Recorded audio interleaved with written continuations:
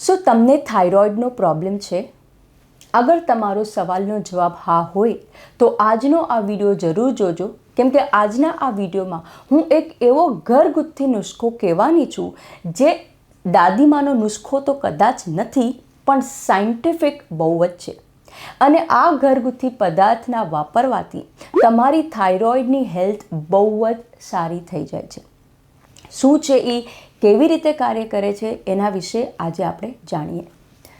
નમસ્તે દર્શકો, સ્વાગત છે તમારું મારી આ યુટ્યુબ ચેનલ ઉપર. હું છું તમારી હોસ્ટ ડૉક્ટર તન્વી મયુર પટેલ, મુંબઈથી. થાઇરોઇડ એક એટલો ઇમ્પોર્ટન્ટ એન્ડોક્રાઇનનો ડિસીઝ છે અને ઘણા ખરા લોકોને થાઇરોઇડના પ્રોબ્લેમ હોય છે. હવે આ થાઇરોઇડનો પ્રોબ્લેમ ઓટો ઇમ્યુન પણ હોઈ શકે, અને કાં તો તમારી થાઇરોઇડની ગ્રંથિ ઓછી કાર્ય કરતી હોય, જેને હાઇપોથાઇરોઇડ કહીએ, એ પણ હોઈ શકે. આજના આજે વિડીયોમાં હું એક એવા પદાર્થના વિશે વાત કરું છું જેના વિશે બહુ વધારે સાયન્ટિફિકલી સ્ટડીઝ પણ થઈ છે, અને એ કેવી રીતે આપણને થાઇરોઇડની હેલ્થમાં ફાયદો આપી શકે એના વિશે આપણે બહુ ડિટેલમાં સાયન્ટિફિક વાત કરવાના છે. વિડીયોના એન્ડમાં હું તમને આ ઘરના જે ખાદ્ય પદાર્થ છે એનો શું ડોઝ લેવો એના વિશે પણ કહીશ, એટલે વિડીયોના એન્ડ સુધી તમે જરૂર રહેજો. અને જો તમને આ બધા રિસર્ચને વાંચવું હોય તો ડિસ્ક્રિપ્શન બોક્સમાં એના રેફરન્સીસ પણ છે, તમે એને ગો થ્રુ પણ કરી શકો. ઓકે, તો શું છે આ ખાદ્ય પદાર્થ? આનું નામ છે બ્લેક સીડ, જેને આપણે ગુજરાતીમાં કલોંજી કહીએ, અધરવાઇઝ કાળી જીરી કહીએ. ઓકે, મેડિકલ અને સાયન્ટિફિક નામ છે એનું નાઇજેલા સતાઇવા, આ ઇંગ્લિશ નામ પણ છે. ઓકે, તો આ છે કાળી જીરી. આને તમે સાદું જે આપણું ગ્રે કલરનું જીરું જે આપણે રોજ ખાવામાં વાપરીએ એનાથી અને કાળા તલથી કન્ફ્યુઝ નહીં થતા. કાળી જીરી જે છે, જેને કલોંજી જે કે, ઓકે, એના વિશે આપણે વાત કરીએ છીએ. તો આ જે કલોંજીના જે બિયા હોય, બહારથી તો બ્લેક હોય, અંદરથી સફેદ હોય છે. ખાવામાં તો ટેસ્ટ કરશો તો થોડો કડવો પણ લાગે છે. આ જે કલોંજી જે છે એ મેડિકલી, ખાસ કરીને થાઇરોઇડની જ્યારે આપણે વાત કરીએ ને ત્યારે બહુ જ ફાયદામંદ છે. કેમ કે આ જે કાળી જીરી કલોંજીની અંદર છે બહુ બધા કેમિકલ્સ, અને આ જે કેમિકલ છે એ જ એને બહુ યુનિક બનાવે છે. તેમાં ઘણા બધા કેમિકલ્સ છે, જેમ કે થાઇમોક્વિનોન છે, ડાયહાઇડ્રોથાઇમોક્વિનોન છે, અને થાઇમોહાઇડ્રોક્વિનોન છે. એટલું જ નહીં, એમાં સેપોનેનિન છે, એલ્કેનોઇડ છે, ફ્લેવેનોઇડ છે, ટર્પેનાઇન છે. આ ઘણા બધા આની અંદર કેમિકલ્સ છે, અને આ બધા જે કેમિકલ જે છે એના ફાયદા છે. પણ આ બધામાં સ્ટાર કેમિકલ જે છે એ છે થાઇમોક્વિનોન. એ બહુ જ અગત્યનું છે, અને આ કમ્પાઉન્ડ કાળી જીરીમાં કમ્પેર ટુ બાકીના કમ્પાઉન્ડ થોડું વધારે હોય છે. તો જ્યારે આપણે આ કાળી જીરીના ફાયદાની વાત કરીએ છીએ તો મેઇન ઇન્ગ્રેડિયન્ટ છે એ થાઇમોક્વિનોન. ઓકે, આ જે થાઇમોક્વિનોન છે એનું અલગ અલગ ટાઈપના થાઇરોઇડ ડિઝીઝમાં અલગ અલગ એનો ફાયદો હોય છે. સૌથી પહેલી વાત કરીએ આપણે હાઇપોથાઇરોઇડિઝમ. ઓકે, હાઇપોથાઇરોઇડ એક એવી કન્ડિશન છે જેમાં તમારી થાઇરોઇડની ગ્રંથિ જરૂર કરતાં ઓછી કાર્ય કરે, અને જ્યારે જરૂર કરતાં ઓછી કાર્ય કરે તો શરીરમાં T3 અને T4 હોર્મોન બનવાનું ઘટતું જાય છે. તો કલોંજી જે છે એ હાઇપોથાઇરોઇડના દર્દીઓને કેવી રીતે ફાયદો આપી શકે? સૌથી પહેલાં આ છે એ ઓક્સિડેટિવ સ્ટ્રેસને ઘટાડે છે. ઓકે, સાદી ભાષામાં એમ કહીએ કે જ્યારે હાઇપોથાઇરોઇડ હોય તો થાઇરોઇડની અંદર ઘણું બધું ઓક્સિડેશન થતું હોય છે, અને આ જે ઓક્સિડેશન જે સ્ટ્રેસ હોય છે એ ખરાબ છે. થાઇમોક્વિનોનની જે પ્રોપર્ટી છે એ છે એન્ટીઓક્સિડન્ટની, એટલે આ જે ઓક્સિડેટિવ સ્ટ્રેસ છે એને ઘટાડે છે અને એને ફાયદો કરે છે. એટલું જ નહીં, આ કમ્પાઉન્ડ જે છે એ આપણા બોડીમાં TSH અને T3 હોર્મોનને બેલેન્સમાં રાખે છે. T3 હોર્મોન માટે થાઇમોક્વિનોન બહુ જ ફાયદાકારક છે. ખાસ કરીને જ્યારે હાઇપોથાઇરોઇડ વ્યવસ્થિત કંટ્રોલમાં ન હોય તો એની આડઅસર કોલેસ્ટ્રોલ પર આવે છે અને આવા દર્દીઓને LDL કોલેસ્ટ્રોલ પણ વધે છે. થાઇમોક્વિનોન જે છે એ LDL કોલેસ્ટ્રોલને ઘટાડે છે અને આ બધું હું નથી કહેતી, આ બધું પબ્લિશ થયું છે. ઇનફેક્ટ 2016માં જર્નલ ઓફ એન્ડોક્રાઇનોલોજી અને 2017માં જર્નલ ઓફ મેડિસિનલ ફૂડ, આ બંનેમાં આ ડેટા પબ્લિશ થયા છે અને આ બંને ડેટા કાફી સિમિલર છે આ બધી મિકેનિઝમ ઓફ એક્શન. બીજું એક ઇમ્પોર્ટન્ટ ડિસ્કશન હું કરું છું એ છે VEGF. જી હા, આ છે એ VEGF જે છે એનો મતલબ થાય વેસ્ક્યુલર એન્ડોથેલિયલ ગ્રોથ ફેક્ટર. જે VEGF જે છે એ આપણા શરીરમાં બ્લડ સર્ક્યુલેશન, ખાસ કરીને બ્લડ વેસલ્સમાં બહુ ફાયદો કરે છે. પણ અગર જો તમારા શરીરમાં VEGFનું લેવલ ડિસ્ટર્બ્ડ હોય તો એ ખરાબ થઈ શકે. હાઇપોથાઇરોઇડના દર્દીઓના શરીરમાં VEGFનું લેવલ થોડું વધારે હોય છે. અને આને લીધે જ હાઇપોથાઇરોઇડના દર્દીઓને આગળ ચાલતા થાઇરોઇડ કેન્સર થવાના રિસ્ક વધી જાય છે. થાઇમોક્વિનોન જે છે, જે કલોન્જીના જે બિયા જે છે એ આ VEGFને ઘટાડવામાં ફાયદો કરે છે. એટલે ઇનડાયરેક્ટલી આ હાઇપોથાઇરોઇડના દર્દીઓને આગળ ચાલીને આવતા થાઇરોઇડના કેન્સરથી પણ બચાવી શકે છે. એટલે આની એન્ટી કેન્સર પ્રોપર્ટીઝ પણ છે. તો આવી રીતે એ હાઇપોથાઇરોઇડના દર્દીઓને કાર્ય કરે.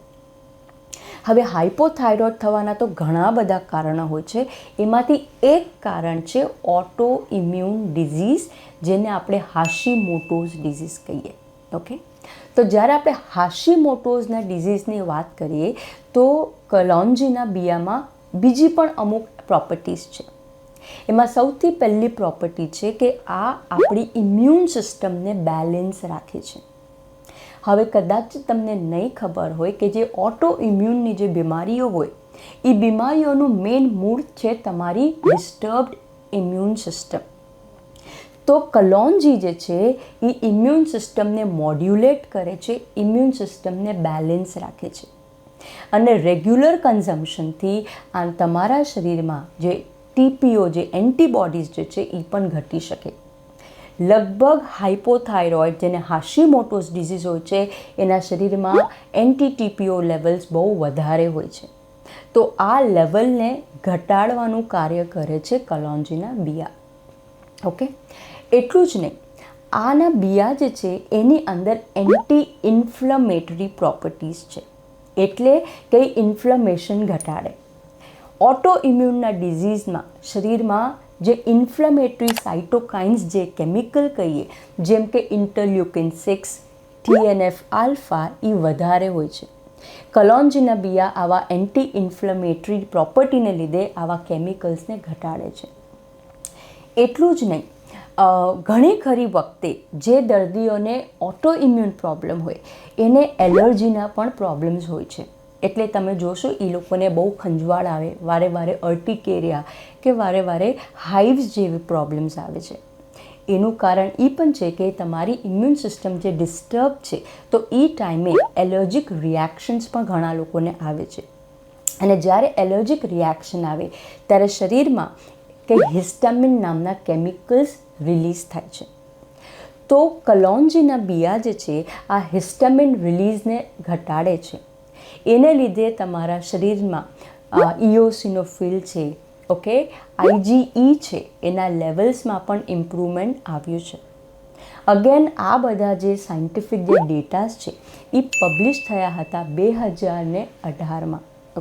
અને આ પબ્લિશ થયેલા ક્લિનિકલ જર્નલ ઓફ ઇમ્યુનોલોજી. તો અગેન આ બહુ એક ઓથેન્ટિક જર્નલ છે અને એમાં આ બધા રિસર્ચ આવેલા હતા. ત્રીજું ઇમ્પોર્ટન્ટ પોઈન્ટ છે એ છે H. પાયલોરીનું ઇન્ફેક્શન.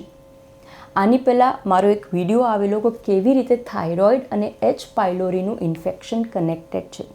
અને ઘણી ખરી વખતે H. પાયલોરીના પેટની આ ઇન્ફેક્શનથી થાઇરોઇડ પણ થતું હોય છે. તો એચ પાયલોરી જે છે એક ટાઈપનું બેક્ટેરિયલ ઇન્ફેક્શન હોય છે જે પેટમાં થાય છે અને એને લીધે ઘણા બધા દર્દીઓને વર્ષો સુધી એસિડિટીના પ્રોબ્લેમ્સ હોય છે. ઓકે, અને આ જે એચ પાયલોરીનું જે ઇન્ફેક્શન છે એ બહુ જલ્દીથી ઠીક નથી થતું અને પેટની અંદર અલ્સર લેતા આવતું હોય છે.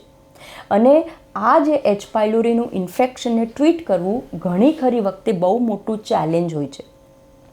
તો કલોન્જીના બિયા આ એચ પાયલોરીના ઇન્ફેક્શનમાં પણ કાફી પ્રોમિસિંગ રિઝલ્ટ આવેલા હતા.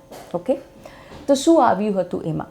આ કલોન્જીના બિયા જે છે એની અંદર એન્ટીબેક્ટેરિયલ પ્રોપર્ટી છે. તો એન્ટીબેક્ટેરિયલ હોવાને લીધે એ એક નેચરલ એન્ટીબાયોટિકનું કાર્ય કરે છે. આ જે એચ પાયલોરીના જે ઓર્ગેનિઝમ છે એની અંદર જે ગ્રોથ અને ડેવલપમેન્ટ હોય એને ઘટાડે છે.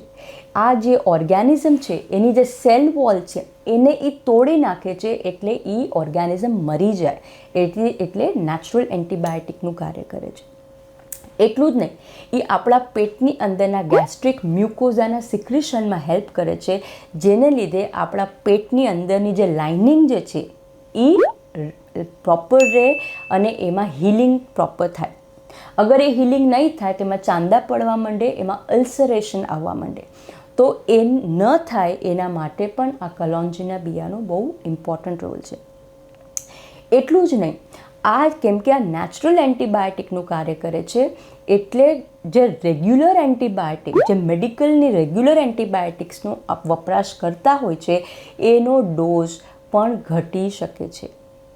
ઇનફેક્ટ એક રિસર્ચ કરવામાં આવેલું જેમાં આ કલોન્જીના બિયાને જે મેઇન જે એન્ટીબાયોટિક્સ જે અમે યુઝ કરીએ છીએ એચ પાયલોરીના ઇન્ફેક્શનને ટ્રીટ કરવા માટે, તો એ જે રિસર્ચમાં એવું આવેલું કે જ્યારે આ દવા આપની સાથે કલોન્જીના બિયાનું રેગ્યુલર કન્ઝમ્પશન કરવામાં આવ્યું તો આ એચ પાયલોરીનું ઇન્ફેક્શનને ઇરેડિકેટ કરવામાં 66% ઇમ્પ્રુવમેન્ટ આવેલો.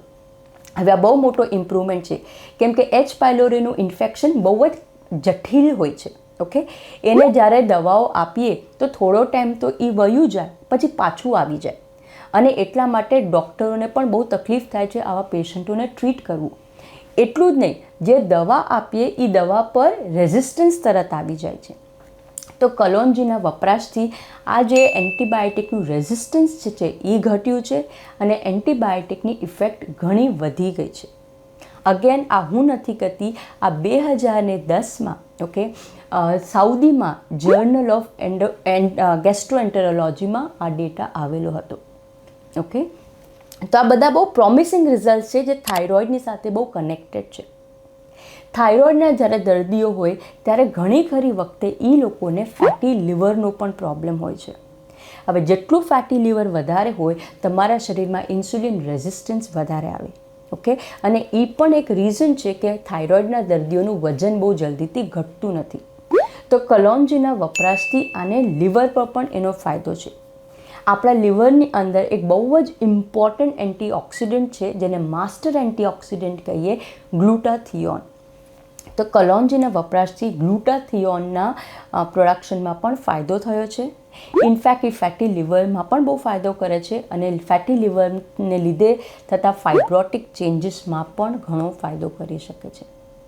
તો ઘણા બધા એવા એંગલ્સ છે જેનાથી એ થાય છે કે કલોન્જીનો જો આપણે રેગ્યુલર વાપરીએ આપણી ડાયટમાં, આપણી લાઇફસ્ટાઈલમાં, તો થાઇરોઇડના દર્દીઓ માટે બહુ જ પ્રોમિસિંગ રિઝલ્ટ છે.